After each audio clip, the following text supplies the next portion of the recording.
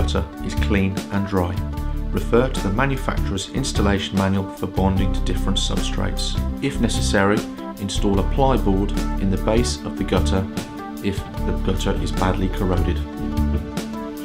Stir the FG35 primer. Apply a thin coat of the FG35 primer using a medium pile paint roller or mini roller.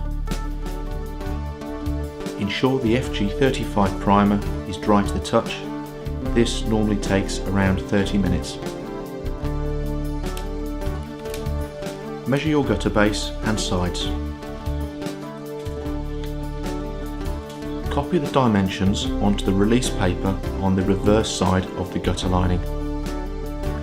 Carefully score the release paper with a sharp knife, ensuring that the gutter lining is not cut. Position the rubber membrane in the gutter, allowing sufficient membrane to form the stop ends. Peel off the first section of release paper from one of the gutter sides, not the base.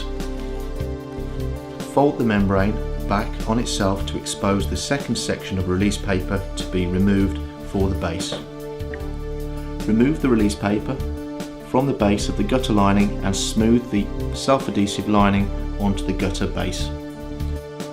Use a seam roller if necessary, or stiff brush to press the EPDM gutter lining onto the gutter base and sides. Use a sharp pair of scissors to cut the membrane on the corners to allow it to fold up the stop ends. Remove the centre section of the stop end release paper.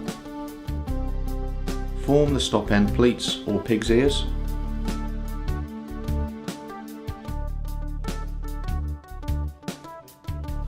Remove the release paper and bond into position.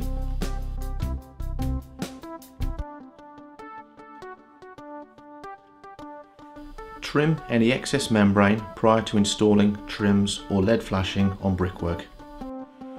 Heat weld patches where the membrane has been cut. A minimum 50mm overlap is required for heat welding.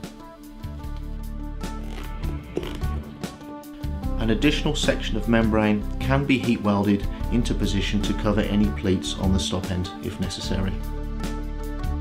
Wherever rubber membrane is to be bonded to rubber membrane, this should be heat welded and not stuck with FG35 primer.